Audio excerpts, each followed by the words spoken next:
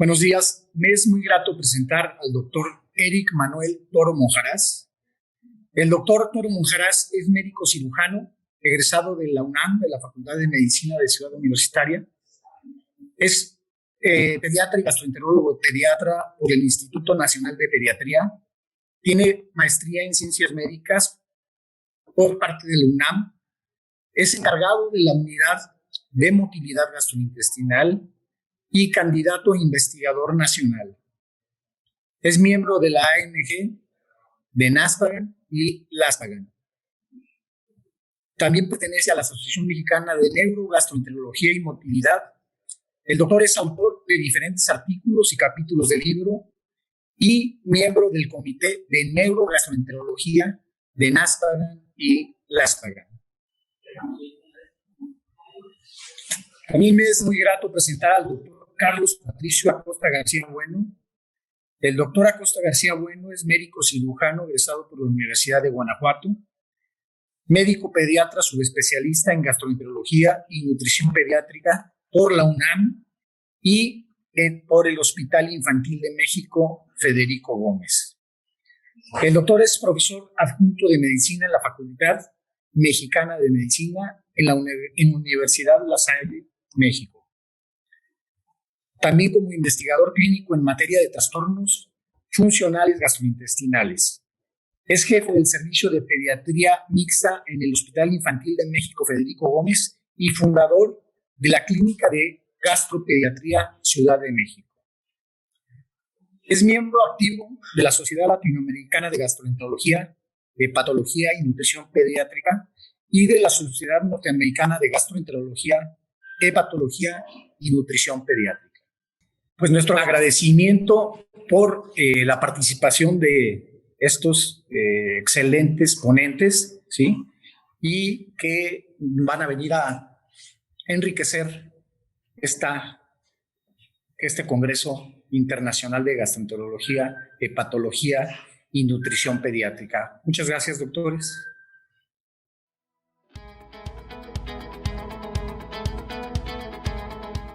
Hola, ¿qué tal? Buenos días. El día de hoy voy a dar una plática sobre cuáles son las diferencias entre los criterios de Roma 3 y Roma 4 en pediatría. Soy el doctor Eric Toro Monjaraz, gastroenterólogo pediatra y trabajo en el Instituto Nacional de Pediatría. Quiero agradecer a los organizadores del evento la invitación y espero que esta plática les sea de utilidad para su práctica diaria. Para esta plática no tengo conflictos de intereses. Y bueno, vamos a empezar hablando sobre la historia de los criterios de Roma. Sabemos que los criterios de Roma han ido evolucionando conforme han pasado los años. Empezaron en 1994, en donde solamente se incluían criterios de adultos. En 1999, en los criterios de Roma 2 ya se incluyeron los criterios pediátricos. Sin embargo, fue hasta Roma 3 en el 2006 cuando se hizo la distinción entre los trastornos funcionales del neonato y lactante y entre los niños y adolescentes. Aquí el cambio más importante para Roma 4 es ya no hablar tanto de trastornos funcionales, sino trastornos del eje cerebro-intestino o de la interacción cerebro-intestino. Esto representa un cambio fundamental que ha conllevado a la hipótesis de que todos estos trastornos no son originados por un solo factor, sino, como sabemos, son multifactoriales, en donde interviene la motilidad intestinal, la inflamación, hay una neuroinflamación, hay una alteración en el sistema nervioso central, hay liberación de hormonas, hay incremento en la hipermeabilidad intestinal, hay alteración en la microbiota gastrointestinal y en la disbiosis, y esto en conjunto condiciona la sintomatología que tienen los niños con trastornos funcionales gastrointestinales. ¿Cuáles son las diferencias de fondo? Bueno, gran parte de la información previa era basada en consensos, es decir, no había muchos estudios clínicos sobre los trastornos funcionales gastrointestinales en pediatría, y en la actualidad ha incrementado en gran cantidad las publicaciones científicas relacionadas a este tipo de trastornos en niños, lo que ha llevado a hacer cambios de fondo precisamente en los criterios de Roma 4, ya basados más en evidencia científica en ensayos clínicos, en estudios retrospectivos, en estudios más que en consensos. Y eso es muy, muy importante porque se va robusteciendo la información sobre estos trastornos. Estos son los trastornos funcionales gastrointestinales que vamos a ir hablando a lo largo de la plática y sobre las diferencias sustanciales que existen entre los criterios de Roma 3 y Roma 4. Empecemos con los neonatos y lactantes. El síntoma o el trastorno funcional más conocido en la pediatría es el cólico, ¿no? Probablemente es de lo que más vemos como pediatras. Y en los criterios de Roma 4 se define como aquel niño menor de 5 meses, niño o niña, con periodos recurrentes y prolongados de llanto, irritabilidad, inquietud, sin una causa aparente y que no puede ser resuelto o prevenido por los cuidadores, sin evidencia de falla de crecimiento, fiebre o enfermedad. Los criterios de Roma, a diferencia de los criterios de Roma 3, a diferencia de los criterios de Roma 4, fueron arbitrarios y fueron basados en los criterios de Bessel, que todos conocemos, en donde hablan de las 3 horas al día, ¿no? Y lo que se observó, de acuerdo a un estudio, es que pues, los niños que lloran 2 horas 50 minutos, pues no tienen mayores diferencias en cuanto al llanto y el tipo de llanto que los que lloran 3 horas, de tal suerte que hablar de un tiempo específico como pueden ser 3 horas, en realidad no es útil en la práctica diaria, de tal suerte que ese criterio o ese valor en cuanto a horas se eliminó. Otra cosa importante es que el llanto depende de la cultura. Va a percibirse diferente dependiendo de la cultura y va a percibirse también o va a ser más intenso en algunas culturas. En los criterios de Roma 3 eran difíciles de llevar a cabo en la práctica diaria y la regla de los 3 se basaba en la duración del llanto. Sin embargo, sabemos que el llanto va a depender de los niños y va a depender de la percepción de los papás, de tal suerte que a poner un horario o unas horas que dure el llanto puede ser un poquito impráctico en la vida diaria. No quiere decir que ahora los criterios de Roma 4 sean completamente aterrizables a la práctica diaria, sin embargo, se van adecuando más a lo que vemos día a día en la pediatría. Ahora, pasemos a la regurgitación. En realidad, la regurgitación no tiene cambios trascendentales entre Roma 3 y Roma 4. El lactante mayor de 3 semanas y menor de 12 meses con regurgitación 2 o más veces por día por más de 3 semanas, sin algún dato de alarma como puede ser náusea, hematemesis, aspiración, apnea, falla de crecimiento, dificultad para deglutir o postura anormal. Entonces, regurgitación, en realidad la regurgitación no tiene cambios tan trascendentales. Lo que sí tiene un cambio trascendental son los trastornos de la defecación, que es la constipación funcional crónica y la incontinencia fecal. Sabemos que estos trastornos también son de lo que más frecuentemente vemos como pediatras, como gastroenterólogos pediatras, y ¿cuáles son los mayores cambios? Que lo dividieron en niños que usan el inodoro y niños que no lo usan o entrenados para usar el inodoro y aquellos que no están entrenados, y disminuyeron el tiempo a 1 mes con al menos 2 criterios. Esto es fundamental porque sabemos que entre más temprano se diagnostique, mejor pronóstico va a tener el niño con constipación. Y como marca el estudio del doctor Benega, que cuando pasa más de 3 meses de iniciar un buen tratamiento, la probabilidad de no respuesta o de una recaída continua, pues es más alta, ¿no? Entonces, diagnóstico temprano, por eso 1 mes de evolución es un cambio adecuado.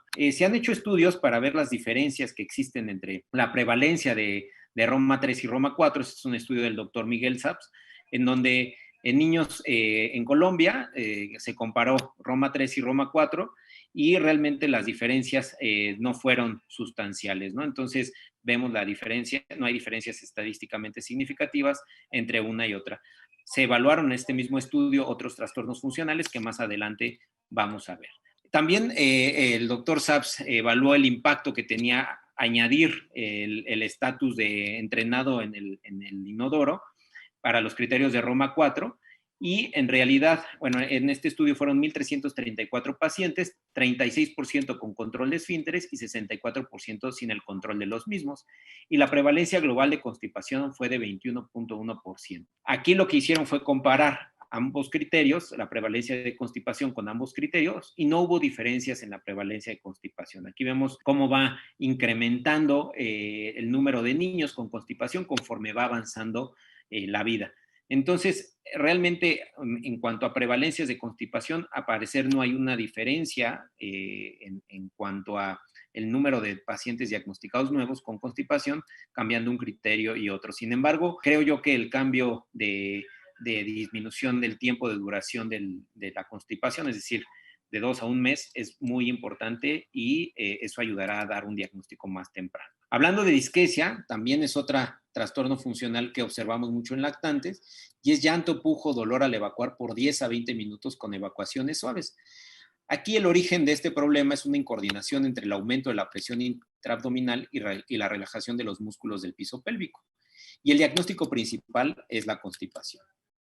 El principal cambio que hicieron entre Roma 3 y Roma 4 en este trastorno funcional fue hablar de que en Roma 3 se decía que se resolvía en unas semanas y en Roma 4 ya hablan de una resolución antes de los 9 meses. Es decir, se amplía un poco más el tiempo y hablamos ya de tiempos específicos en donde se puede presentar este problema. La diarrea funcional es el siguiente trastorno funcional y la prevalencia en Estados Unidos es de 2.4% y en Colombia, niños de 1 a 4 años es de 0.5%.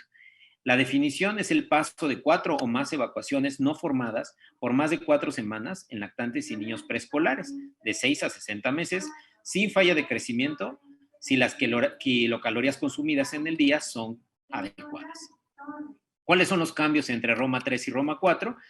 Aquí en Roma 4 se dice que debe de haber más de 4 evacuaciones y estos basados en el estudio de Miranda Van Tilburg, en donde una gran parte de los lactantes, como sabemos, evacúan 3 veces al día, lo cual es completamente normal. Y se retira el criterio de paso de evacuaciones cuando el paciente está despierto, ya que este criterio como tal tiene baja sensibilidad. Entonces son 2 cambios importantes que también lo hacen más aterrizable a la práctica diaria. Vamos a empezar a hablar sobre los trastornos funcionales en niños y adolescentes. El primer trastorno del cual vamos a hablar es el síndrome de vómitos cíclicos, que afortunadamente no es algo que se vea tan frecuente, sin embargo, como gastroenterólogos pediatras sí nos llegan niños con este problema, y son episodios de 2 o más periodos de náusea y vómito paroxístico que dura horas o días en un periodo de 6 meses. Los episodios son estereotípicos en cada paciente, son separados por semanas o meses, con regreso al estado basal de salud entre episodios, y después de una evaluación extensa, este no puede ser explicado por otras condiciones. ¿Cuáles son los cambios entre Roma 3 y Roma 4? Que se cambió la frase retorno a estado de salud normal a retorno del estado de salud basal entre episodios. Esto es importante porque hay niños que tienen algún otro trastorno funcional en el inter o no están completamente sanos, de tal suerte que hablar del estado de salud basal entre episodios nos remite a pensar que es como estaba antes del episodio de los vómitos. Y como mencioné, como estaba fraseado anteriormente, confundía y evitaba la coexistencia con otros síntomas gastrointestinales entre episodio y episodio. Rápidamente, como sabemos, el tratamiento existe tratamiento profiláctico y tratamiento abortivo. El tratamiento abortivo se da con antieméticos, con hidratación, con reposo intestinal. Y el tratamiento profiláctico, que es importante, en menores de 5 años se utiliza ciproheptadina y en mayores de 5 años amitriptilina. Y en ambos casos se pueden utilizar agilizadores o modificadores de la función mitocondrial, como pueden ser la coenzima Q10 y la L-carnitina. Como segunda opción terapéutica podemos utilizar también propanolol en cualquiera de las 2 edades. La náusea y el vómito funcional. La náusea funcional son 2 meses con todos los siguientes síntomas. Náuseas que ocurren al menos 2 veces por semana y no relacionada a alimentos. Y después de una evaluación apropiada, la náusea no puede ser explicada por otra condición médica. Y el vómito funcional debe incluir lo siguiente: en promedio 1 o más episodios de vómito por semana, ausencia de vómito autoinducido o criterio de un trastorno de alimentación o rumiación, y también después de una evaluación apropiada, el vómito no puede ser explicado por otra condición médica. En este sentido no hay cambios y la rumiación debe incluir lo siguiente: regurgitaciones repetidas y remasticación o expulsión de comida que inicia después de la alimentación, no ocurre durante el sueño, no está precedida de náusea y también después de una evaluación apropiada, los síntomas no son explicados por otra condición médica. En este sentido, en cuanto a rumiación, los cambios entre Roma 3 y Roma 4 son que se cambia el término síndrome de rumiación en el adolescente por síndrome de rumiación ya que sabemos que esta enfermedad puede aparecer en niños también pequeños, no solamente en adolescentes. Se eliminó el término sin dolor, ya que sabemos que la rumiación se puede sobreponer a otro trastorno funcional gastrointestinal, sobre todo a trastornos de dolor abdominal funcional. Se elimina el requisito de no responder al tratamiento de reflujo gastroesofágico, ya que no es obligatorio tratar a estos pacientes como ERGE antes de dar el diagnóstico de rumiación, y es necesario descartar otro trastorno de alimentación.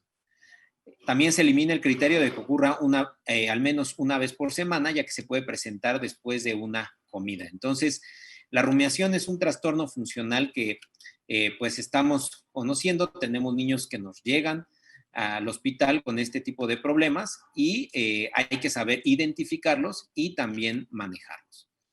Ahora pasemos a la aerofagia. La aerofagia es la deglución excesiva de aire, en donde hay distensión abdominal por aire intraluminal que se incrementa durante el día, con eructos o gases frecuentes, y después de una evaluación también apropiada, los síntomas no se pueden explicar por otra condición.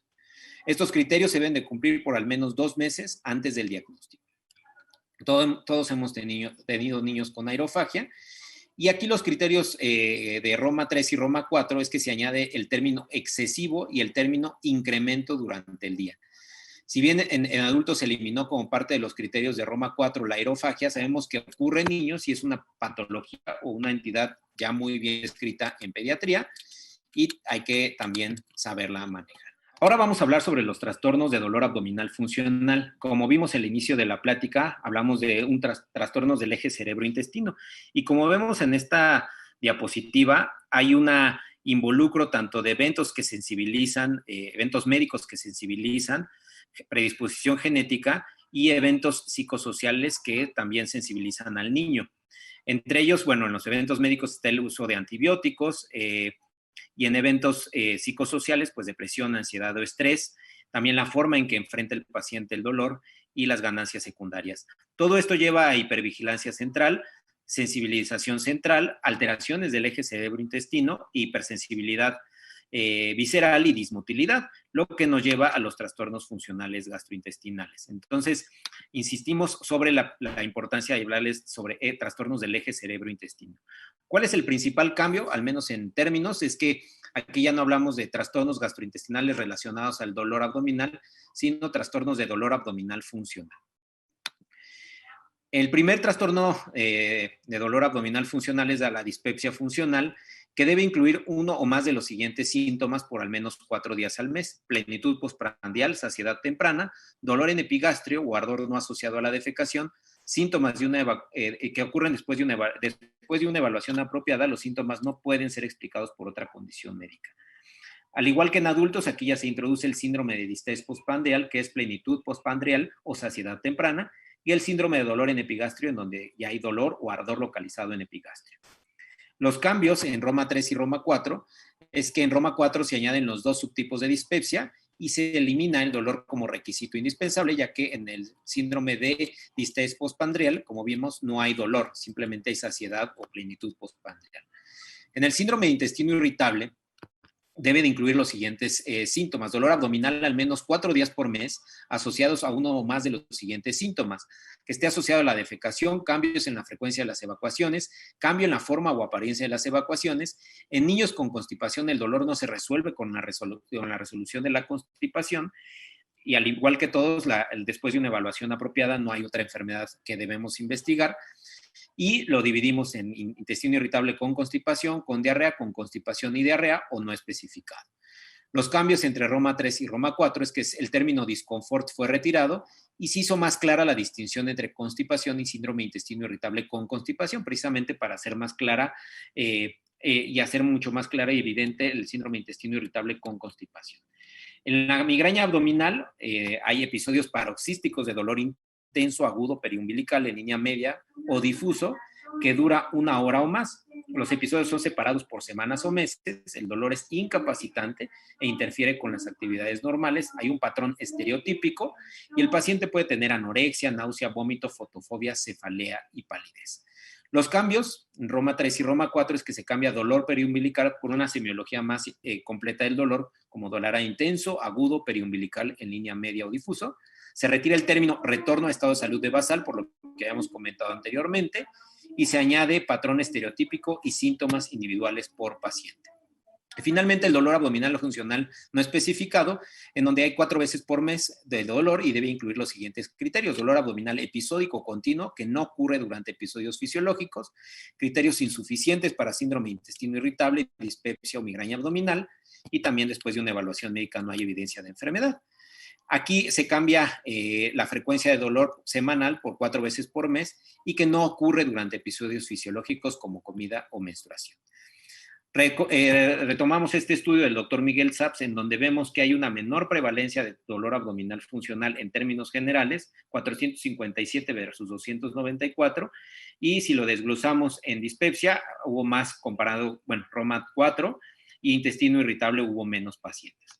Esto contrasta con el estudio de Edwards, en donde encuentra mayor prevalencia de trastornos funcionales de dolor abdominal en Roma 4 comparado con Roma 3, como vemos en esta gráfica. A manera de conclusión, los criterios de Roma 4 ya introducen el concepto de eje cerebro-intestino. Se resalta el papel de la microbiota en la génesis de estos trastornos. Esto es importante porque hablamos del eje cerebro-intestino-microbiota. Los cambios entre Roma 3 y Roma 4 pueden ser criterios más aterrizados a la práctica diaria, aunque requieren perfeccionamiento. Y muy importante es que se requiere investigación en México en muchos aspectos, en todo el mundo, pero en México en particular, con ya criterios o objetivos comunes, como ya han establecido algunos autores, para homogeneizar y ser más, contribuir al conocimiento de estos trastornos funcionales. Agradezco mucho su atención y quedo atento a las preguntas. Muchas gracias.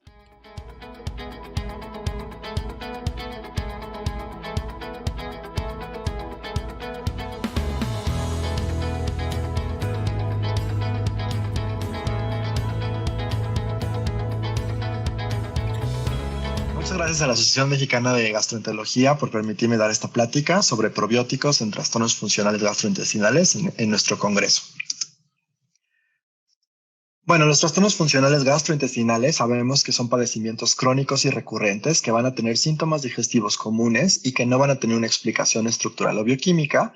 Van a ser diagnosticados particularmente con síntomas después de una evaluación médica apropiada.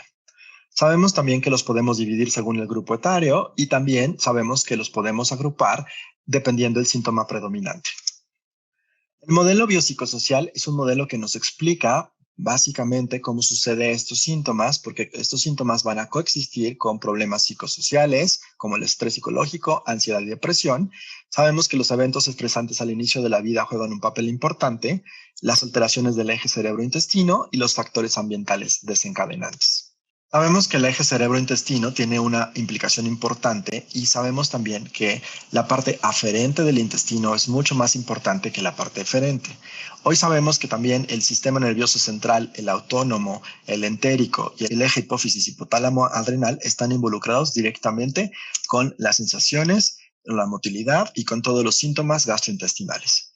Particularmente ciertos neurotransmisores que son producidos en las células enterocromafines y dendríticas a nivel intestinal nos van a dar efectos directos en este eje, particularmente serotonina, somatostatina, colecistiquinina, corticotropina, dopamina, donde serotonina se produce en un 90% en el intestino y 50% dopamina.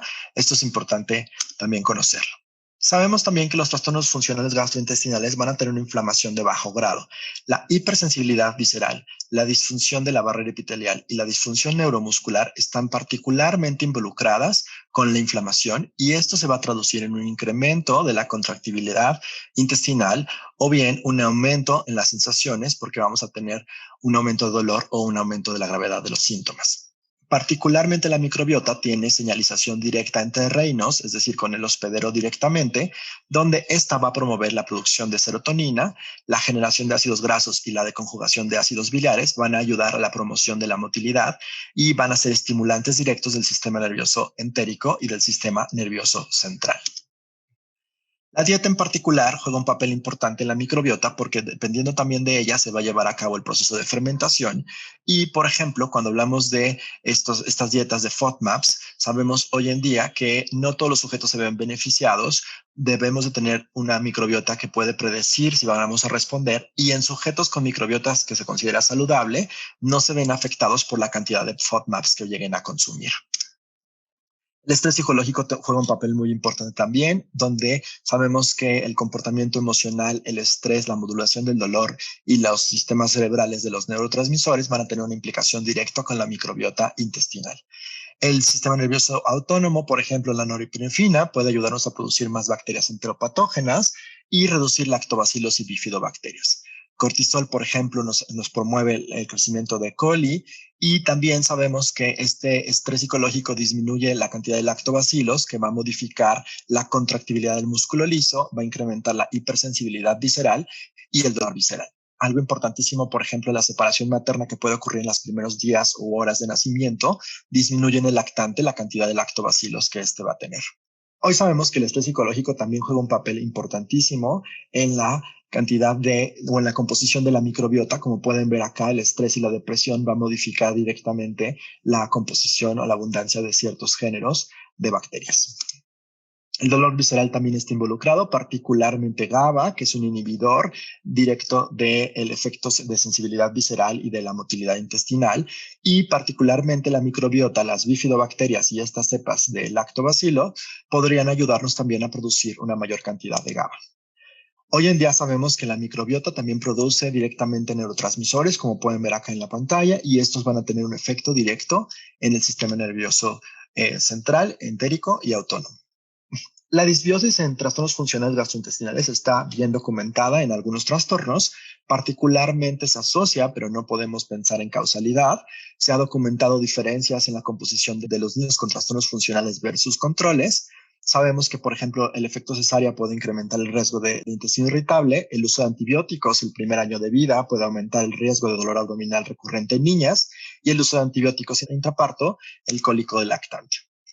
También sabemos que el cólico del lactante en particular, desde los 90, sabemos que hay diferencias en las composiciones de la microbiota. Hoy sabemos que menor asociación a llanto es cuando tenemos mayor abundancia y diversidad, mayor cantidad de bacterias productoras de butirato.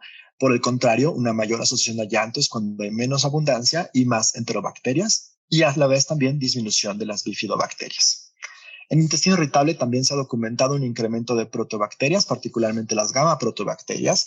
En niños con intestino irritable variedad diarrea también se han encontrado diferencias, no así en constipación, donde no se encontraron diferencias significativas en la microbiota. Entrando de lleno al tema de probióticos, sabemos que son microorganismos vivos que, cuando se administran en adecuadas cantidades, confieren un beneficio saludable al hospedero. Y los psicobióticos particularmente tienen este mismo efecto, pero estos efectos saludables van a ser asociados a enfermedades psiquiátricas. Cuando hablamos de probióticos en trastornos funcionales gastrointestinales, que sabemos que está involucrado el eje cerebro-intestino, nuestro objetivo será reducir la disbiosis, disminuir la inflamación, regular la producción de neurotransmisores, disminuir la cantidad de la actividad adrenal, mantener una adecuada barrera intestinal, mejorar la digestión alimentaria y reducir la hipersensibilidad visceral y nociceptiva. Cuando hablamos particularmente ya de algunos trastornos funcionales, cólico infantil es el trastorno que más he estudiado en probióticos. Hoy sabemos que lactobacilos, o como se dice ahora limosil, lactobacillus reuteri DSM 17938, es la cepa más estudiada, donde se ha encontrado una disminución del llanto, particularmente en los niños alimentados con leche materna de manera exclusiva, alrededor de 1 hora, con un NNT de 2.6. Pero ¿qué ha pasado en los estudios más recientes? También se ha encontrado, por ejemplo, en este estudio que se hizo en Texas, donde se evidenció que el administrar esta cepa probiótica no había encontrado diferencias significativas en la reducción del llanto y la irritabilidad. Sin embargo, hubo una mejoría en la cuenta de neutrófilos de estos lactantes, una menor proporción de linfocitos T reguladores de tipo tímicos y una menor concentración de interleucina 2. Esto tiene mucho que ver con el efecto antiinflamatorio que tiene el reuteri, y probablemente no encontrar estas diferencias significativas se puede deber a la cantidad de sujetos que se enrolaron, ya que habían estimado un tamaño de muestra mucho mayor. En este estudio, por el contrario, Sabino en 2018 volvió a demostrar que esta cepa probiótica podemos disminuir, tener una reducción del llanto de manera significativa, pero a la vez también buscó calprotectina fecal, donde hubo una reducción en el grupo probióticos de la concentración de calprotectina y un mejor equilibrio inmunológico, particularmente el equilibrio entre TH17 y T reguladores. Cuando hablamos de algunas otras cepas probióticas en cólico infantil, bueno, aquí tenemos este estudio con Lactobacillus rhamnosus y Lactobacillus reuteri, pero otras cepas distintas a las ya conocidas. Este fue un estudio multicéntrico que se hizo en Ucrania en el 2018, donde se enrolaron 172 pacientes y donde también se evidenció con esta combinación una reducción del llanto, una reducción de los síntomas y no hubo grandes efectos adversos. Lactobacillus rhamnosus GG también ha sido estudiado y en 2015 se documentó que no había diferencias significativas con su uso para el tratamiento del cólico. Sin embargo, sí hubo una mejoría en la percepción de los padres en el grupo probióticos. Algo importante es que Sabino en 2018 realiza este estudio en donde realmente se documentó una disminución importante del cólico, del llanto y la irritabilidad de los niños hasta 134 minutos por día, y de nuevo volvió a documentar una disminución en la concentración de calprotectina fecal y un aumento en las cepas de lactobacillus. Pelongum y Pediococcus, estas dos cepas en particular también han sido estudiadas recientemente. Este estudio se publicó este año en 112 lactantes, donde también se pudo evidenciar con estas cepas en niños alimentados en su mayoría con lactancia materna exclusiva, una disminución en el llanto, y no se encontró diferencias de manera exploratoria en cuestiones de calidad de vida, pero sí se pudo documentar una disminución en el llanto tanto en la duración como en la frecuencia. B-Lactis BB12. Este estudio también es algo reciente, se publicó el año pasado, donde también se documentó una disminución en el llanto, disminución en la frecuencia de llantos por día, en la cantidad de llanto que tenían los niños por día, y también este estudio hizo un análisis de microbiota donde incrementaron de manera significativa Bifidobacterium, incrementó las inmunoglobulinas de tipo A, butirato, defensinas, catelicenina, y una disminución directa en la calprotectina fecal. Aquí pueden ver la regresión lineal, como a mayor cantidad de bifidobacterias, menor cantidad de minutos de llanto.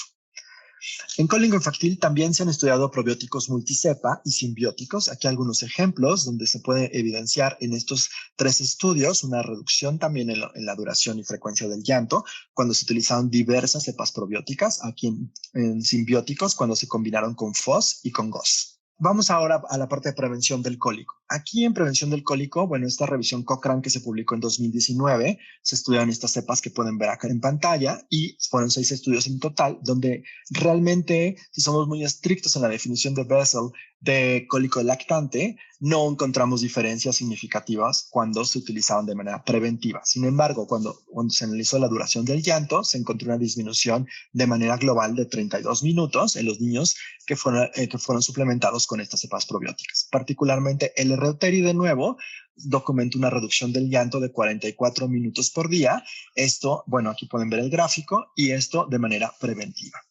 Algunos otros estudios en prevención en el cólico infantil, este estudio que hizo Sabino en 2015 nos demuestra una disminución en los medicamentos anticólico, y este otro estudio que se utilizó en fórmulas infantiles, también una reducción en los minutos de llanto por día cuando se utilizaba esta combinación con los probióticos.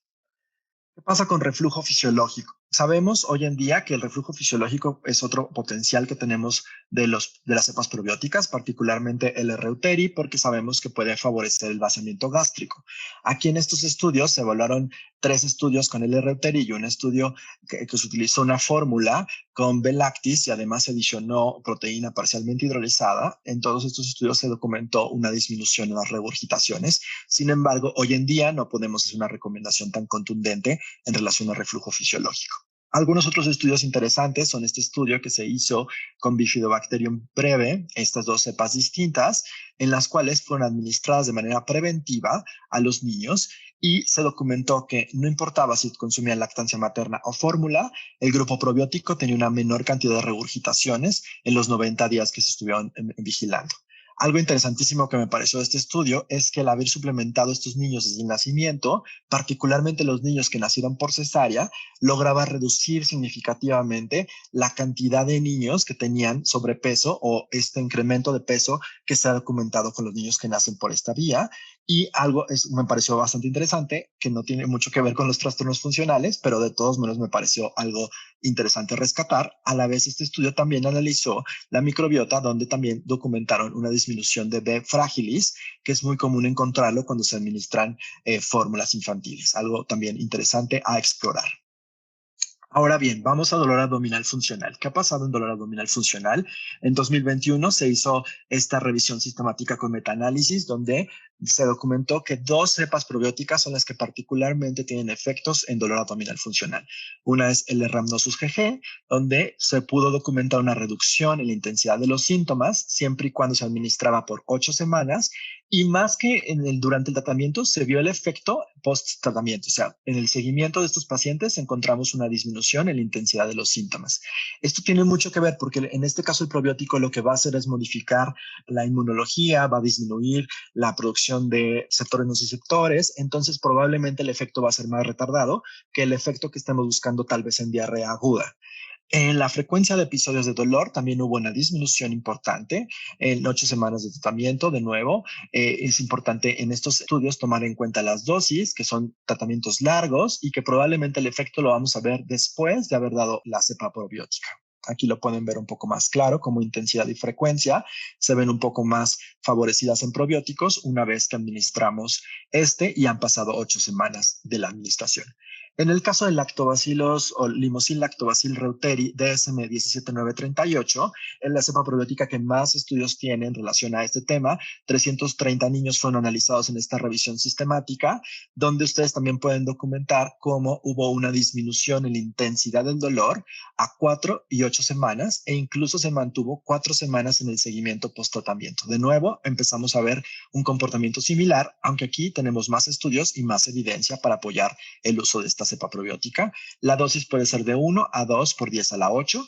Y algo que no se documentó fue frecuencia en los episodios de dolor. Realmente nos ayuda para la intensidad, pero el número de episodios parece mantenerse de manera muy similar. Algunos otros estudios en dolor abdominal funcional son este estudio con Bacillus coagulans, que este estudio fue un estudio simbiótico porque utilizó también FOS, y este estudio donde utilizaron muchas cepas probióticas, o sea, un estudio multicepa, también con FOS, en los cuales también hubo una reducción del dolor. Aquí únicamente se evaluó dolor, aquí se evaluó duración, frecuencia, intensidad, y también se documentó una disminución en cuando se utiliza en dolor abdominal funcional. ¿Qué pasa con los probióticos y el intestino irritable? Sabemos también que L. rhamnosus GG es de las cepas probióticas que más evidencia tiene en cuanto a intestino irritable. Aquí les presento 4 estudios. 3 estudios fueron ensayos clínicos controlados donde no se utilizó más que placebo. Un estudio donde fue un estudio que se dividió en 3 grupos, donde se utilizó inulina como placebo, y donde se puede observar cómo en el estudio de Bauserman no hubo diferencias significativas en la intensidad, pero sí en la distensión abdominal. En el estudio de Warowska tenemos una reducción significativa en la frecuencia de dolor. En el estudio de Francavilla, que me parece el estudio más importante porque es el estudio que más pacientes tiene, una disminución en la intensidad y la frecuencia del dolor. Y en este estudio de Clanifar encontramos una mejoría en la escala de dolor cuando se utilizó el probiótico, incluso con simbiótico, no así cuando solo se utilizó inulina. BSL-3 es una combinación que agrupa varios lactobacilos y bifidobacterias y también un estreptococo. Este estudio de Guandalini se hizo por 6 semanas de tratamiento. Fue un estudio cruzado donde también documentó una reducción en el dolor abdominal, reducción en la distensión y mejoría en la calidad de vida. Habrá que tomar en cuenta estas cepas probióticas y en esta combinación.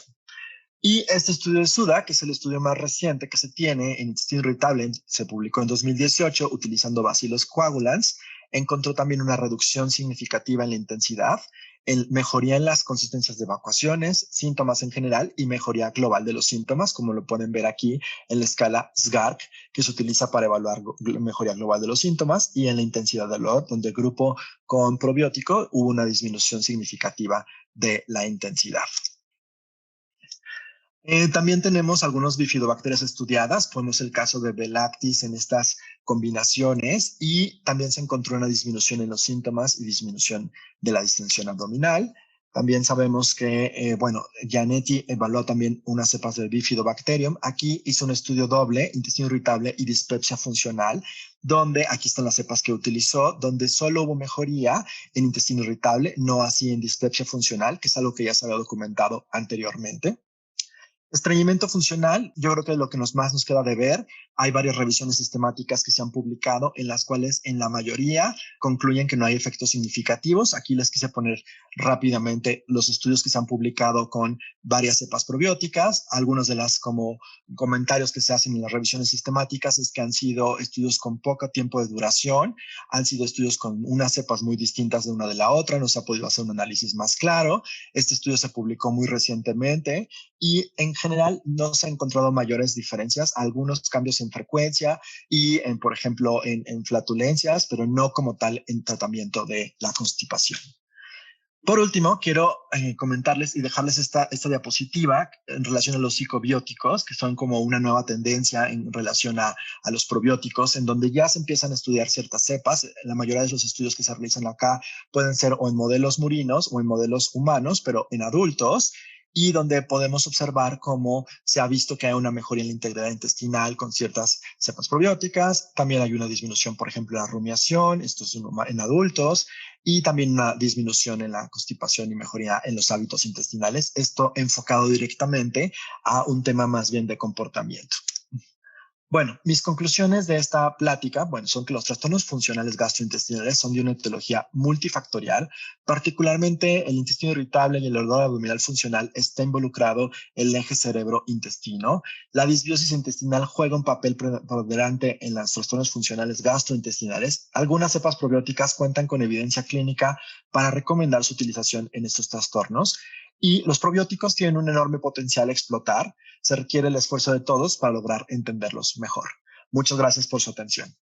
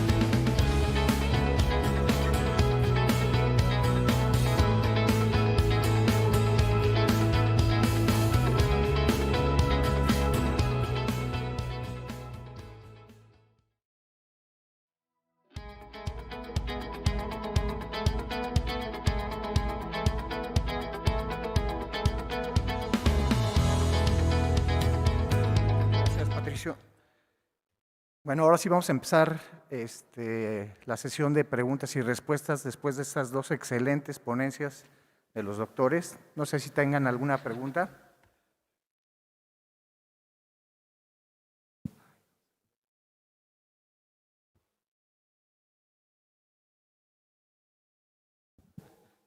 Yo quisiera preguntar,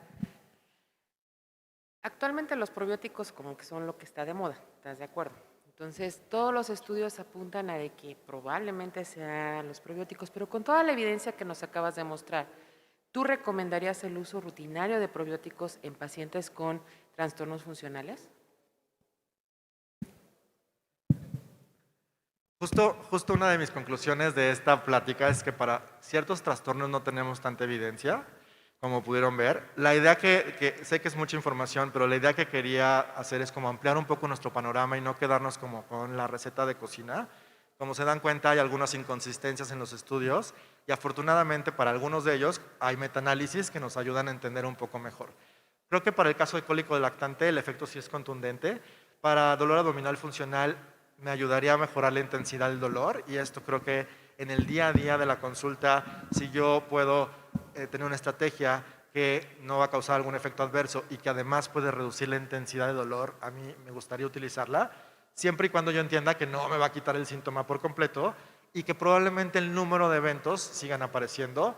Y en intestino irritable creo que también podrían tener un papel importante como coadyuvantes, solo que hay que tomar en cuenta que la evidencia, pues como ustedes vieron, es algo débil, no tenemos tanta evidencia tan contundente como para poder decir sí, claro, utilicemos, tanto así que en algunas guías clínicas, dependiendo del país y dependiendo de la región, se pueden recomendar y en algunos casos no recomendar, ¿no? Creo que sí es un punto que como clínicos tenemos que valorar y ponderar. ¿Hay evidencia para utilizarlos? Sí, y creo que si tuviera que elegir entre utilizarlos, o sea, como un sí o no para esta respuesta, mi respuesta sería sí, pero con muchos bemoles y considerando que la disbiosis y los probióticos no solo se tratan con probióticos, sino tenemos que tratar como todo el ambiente en general. Eric, una pregunta. Tú bien explicaste que ahora estos problemas funcionales parece que tienen una base de disbiosis, entonces ya no son funcionales. Entonces aquí, ¿cómo podríamos abordarlos? Porque ya antes decíamos funcionales que no sé qué tiene, pero aparentemente no tiene nada y tenemos un síntoma. Pero ahorita con la nueva evidencia parece que hay un trasfondo más allá de decir no tiene nada. Entonces aquí, ¿cómo tú vislumbras que va a ocupar el Roma 5? A lo mejor ya no van a ser funcionales o qué. Sí, dije Eric. Es que no se escucha. Yo creo que el término de trastorno funcional gastrointestinal evidentemente incluye a los niños que no tienen una cuestión inflamatoria evidente, ¿no? en el tracto gastrointestinal de las enfermedades clásicas que conocemos. Sin embargo, sí tienen otras, o sea, hay un conjunto de mecanismos fisiopatológicos que llevan al niño a tener dolor abdominal. En adultos está demostrado, por ejemplo, que el sobrecrecimiento bacteriano del intestino delgado es parte importante de la fisiopatología. En niños, aparentemente en lo publicado no hay evidencia, pero nosotros en el hospital tratamos a la mayor parte de los niños con dolor abdominal y les damos tratamiento para sobrecrecimiento bacteriano y la gran mayoría resuelve el dolor. No por eso siento yo que dejaría de ser parte de, o sea, se saldría y sería ya como una entidad aparte, sino creo que es un conjunto, porque muchos de estos niños también tienen otras situaciones, sobre todo de tipo psiquiátrico y de tipo ambiental, y yo creo que la disbiosis, digamos, se demostraría de esa forma, ¿no? Pero bueno, es un tema que todavía falta investigación. El doctor Ramírez. Hola, mucho gusto. Soy el doctor Ramírez Mayans, del Departamento de Gastroenterología del Instituto Nacional de Pediatría. A mí me gustaría, Lalo, complementar algo de lo que habló brillantemente Eric Toro. Claro, pues está conmigo, ¿verdad? Entonces por eso hablo que es brillante, pero la idea es de que nosotros hemos hablado, Eric, y no hablaste o no comentaste de lo que es la marcha gastrointestinal. La marcha gastrointestinal es algo que es verdaderamente igual que la marcha alérgica y presumen los alergólogos, en que el niño empieza con cólico. En las primeras fases tenemos el cólico, luego viene el dolor abdominal que también describiste y finalmente el intestino irritable. Entonces, me gustaría que quede en mente de todos este concepto de marcha gastrointestinal que hemos utilizado.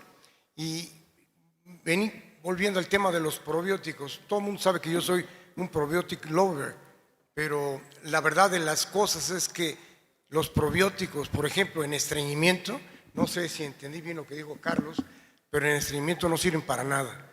Nosotros hicimos un trabajo con el doctor Mark Bennigan del Hospital de Niños de Holanda y no funcionó absolutamente para nada. Entonces, hay que tomar mucha precaución y ser muy cautelosos en ese sentido del uso de probióticos. El probiótico, yo siempre he dicho que recuerden ustedes que cada bicho tiene su nicho y entonces no es igual, el probiótico no sirve, no es la panacea para tratar todo lo que ustedes deseen. Muchas gracias. Gracias, doctor. ¿Otra pregunta, doctor, por favor? Sí, igual solo como para complementar lo que decía el doctor. Justo, sí, solo para que quede claro, no hay evidencia contundente en estreñimiento.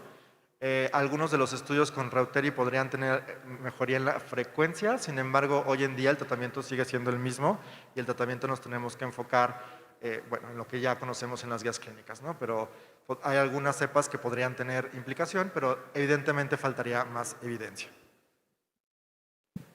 Sí, buenos días, el doctor Galaz de Chiapas. Yo quisiera conocer la opinión de ambos, basado en la asociación de lo que ustedes hablan de estos trastornos funcionales con la disbiosis y que la microbiota intestinal se forma prácticamente durante los primeros 3 años de vida, tomando en cuenta el grave daño que provoca en la microbiota el uso excesivo de antibióticos, pero también de inhibidores de bomba de protones, y que desafortunadamente en la práctica médica estamos viendo que exageramos con el uso de los probióticos y que utilizamos cada día probióticos, de los antibióticos, y que utilizamos cada día mayor cantidad o un mayor espectro en estos antibióticos. Yo les quisiera preguntar si ustedes consideran necesario que en todo paciente que utilicemos un antibiótico de amplio espectro, y especialmente en los hospitales, deberíamos de utilizar un probiótico, y si ustedes consideran que sí, ¿cuál sería el probiótico recomendado para utilizar?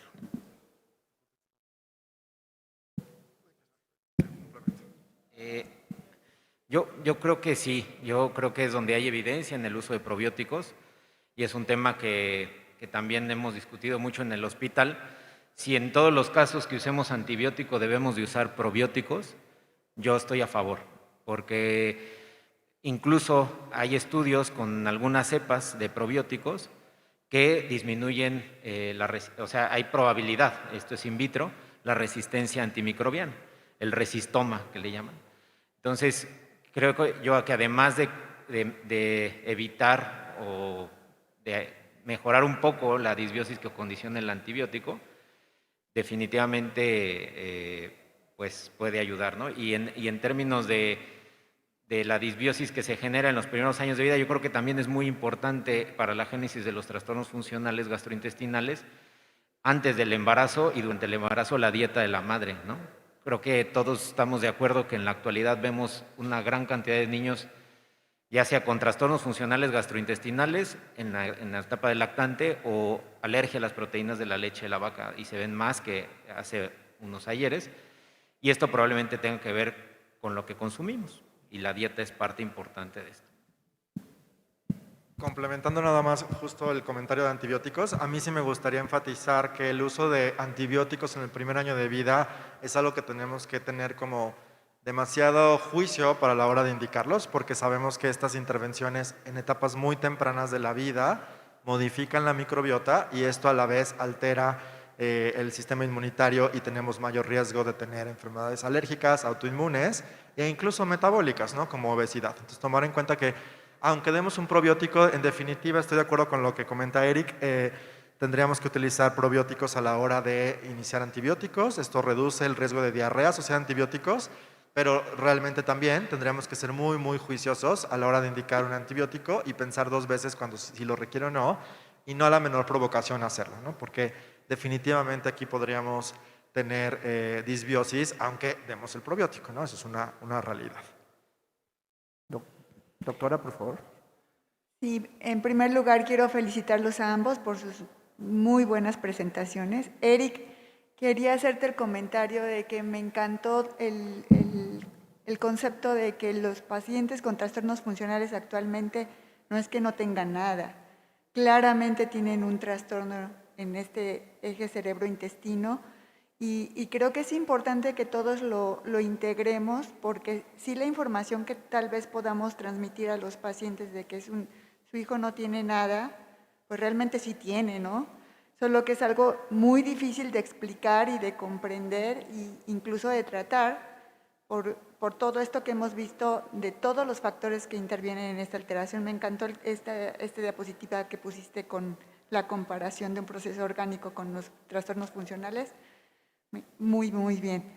Y en el caso de ti, Pato, y me gustaría también escuchar el comentario de Eric, tú mencionaste que los FODMAPs podrían de alguna manera tener una participación en la modificación de la microbiota y el manejo de los trastornos funcionales. Este ha sido un tema ampliamente controvertido y yo quisiera nada más dejar en el tintero de que los FODMAPs también van a alterar la microbiota, entonces, ¿qué tanto realmente van a ayudar o qué tanto realmente van a perjudicar? Creo que ha sido un tema bastante controvertido. Me gustaría escuchar la opinión de ambos.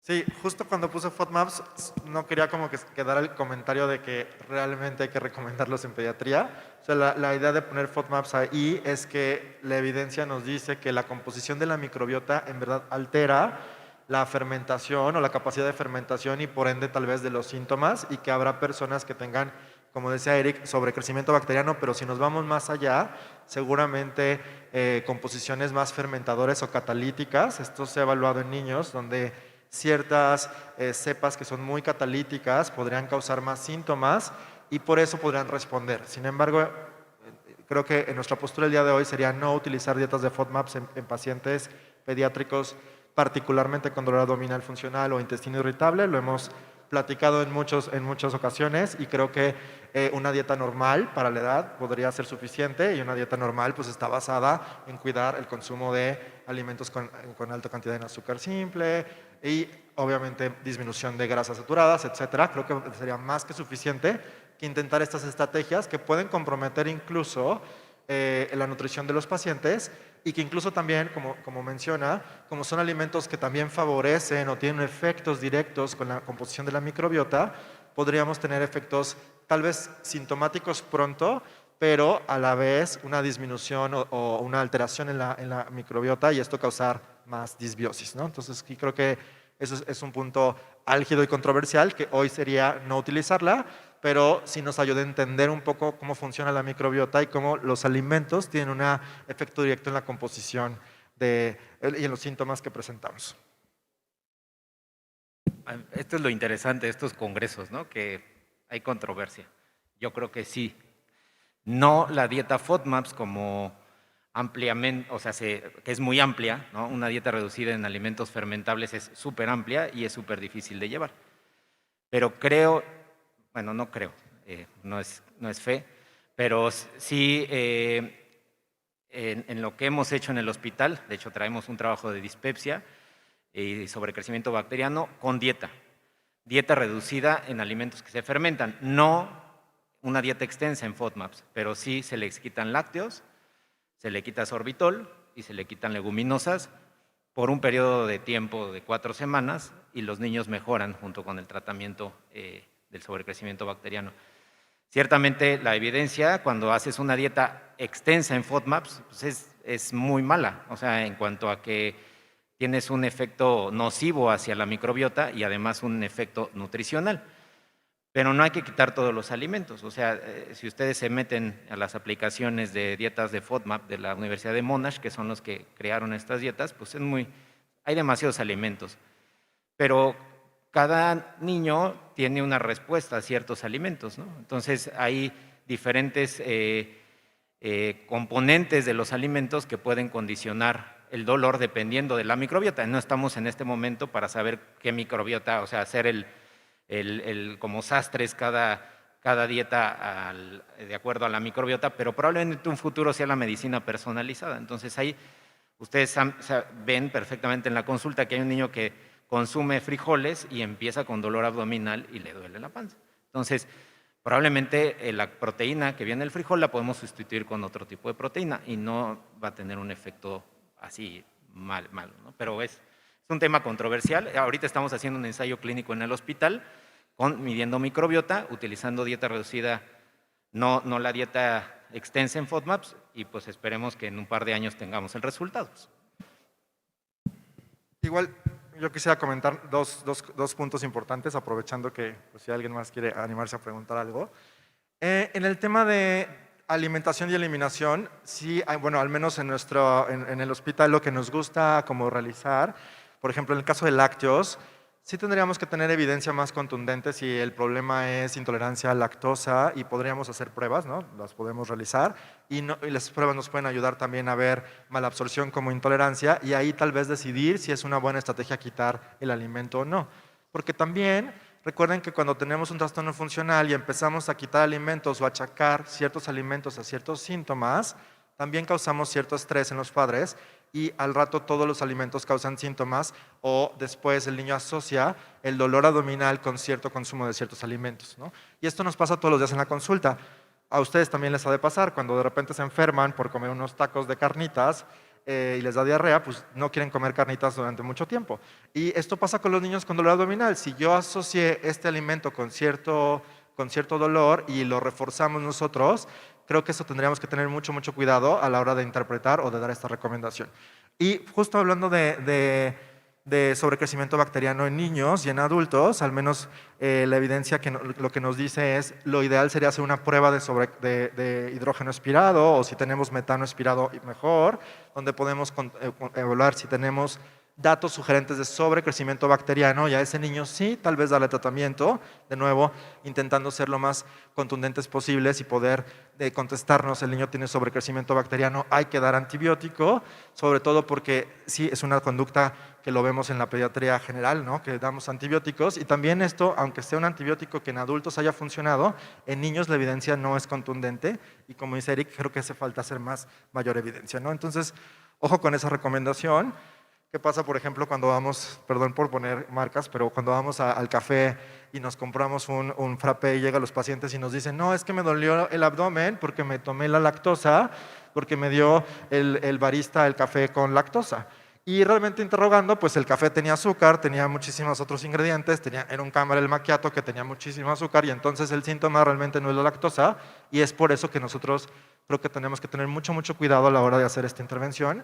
Y estoy convencido de que una dieta normal para la edad basada en las recomendaciones actuales puede ser mucho más suficiente e importante que hacer dietas de eliminación como muy puntuales y al rato tener 1000 alimentos eliminados. Pero bueno, son puntos distintos. ¿Alguna otra pregunta? Nada más, creo que eso es importante. Tenemos que tener, nosotros hacemos test de hidrogeniones y de metano en el hospital. Y si ustedes, lo hacen, van a darse cuenta de la gran cantidad de fermentadores que hay probablemente incluso en esta sala. Entonces, vale la pena explorar esta área. Falta investigación, pero así que sí la estamos haciendo. Entonces, esperemos que añadir esto del sobrecrecimiento bacteriano dentro de la fisiopatología de los trastornos funcionales gastrointestinales en pediatría. O sea, no como la única causa, pero sí como un todo. Y yo, desde mi punto de vista, creo que sí es importante la dieta. Y creo que la dieta en todos los trastornos funcionales, de hecho se habla de probióticos en cólico, pero en una mamá que está lactando también se pueden hacer modificaciones nutricionales. Y dentro de la evidencia es la segunda que tiene evidencia en cuanto a la mejoría del dolor. Entonces creo que es un área que falta explorar la parte de la intervención nutricional en los trastornos funcionales gastrointestinales. Gerardo, una última pregunta. ¿Escucha? No, ya. ¿Ya? Ok. Felicidades por las ponencias, estuvieron muy interesantes. Yo quisiera saber qué experiencia tienen ustedes con el ejercicio en los pacientes que tienen dolor funcional, porque se ha visto que si haces ejercicio estás modificando la microbiota y de hecho aparece cada vez como con más renombre Akkermansia en pacientes que están delgados. No sé si el ejercicio, al activar el movimiento intestinal, da menor tiempo a que estas bacterias que están fermentando te generen problemas. No sé, ¿ustedes qué experiencia tienen en respecto al ejercicio? Bueno, respecto al ejercicio, hay evidencia que nos habla sobre los cambios en la composición de la microbiota, esta asociación que tenemos con el hacer ejercicio, y hay como incluso un eje que tiene que ver con microbiota, intestino y músculo, ¿no? Y que podemos tener estas modificaciones. Particularmente en intestino irritable, dolor abdominal funcional, que es donde podríamos tener más aplicación, se sabe que ciertos reductores de estrés pueden disminuir los síntomas. Particularmente se han evaluado estrategias como yoga, que tienen evidencia científica que disminuyen los síntomas, incluso algunas terapias como hipnosis o terapia cognitivo-conductual. En particular, yo no estaría, para nada estaría en desacuerdo de recomendar ejercicio para disminuir factores de estrés y que esto también, lógicamente, hay una mejoría, no nada más estamos hablando de la parte intestinal, sino también de la parte mental, ¿no? Pero evidencia contundente, bueno, no sé si Eric quiere comentar, pero creo que hasta el momento no tenemos ensayos clínicos que solo hayan evaluado ejercicio. Sí, ciertamente no hay como, ¿no? Pero yo creo que es parte de una terapia holística, ¿no? En donde se incluso sirve tanto para reducir el estrés y probablemente eso disminuye la hipersensibilidad visceral y además pues terapia ocupacional. Muchas veces los niños que tienen dolor abdominal funcional, o sea, ya que ya realmente lo catalogamos como funcional, pues digamos que el ejercicio yo digamos que sí lo recomendaría, ¿no? Incluso como una terapia ocupacional. Pues sí, finalmente disminuyes el estrés y la hipersensibilidad. Bueno, pues muchas gracias a los ponentes por sus excelentes presentaciones y gracias a la audiencia y vamos a regresar a las 10:35 para continuar con nuestro congreso. Muchas gracias.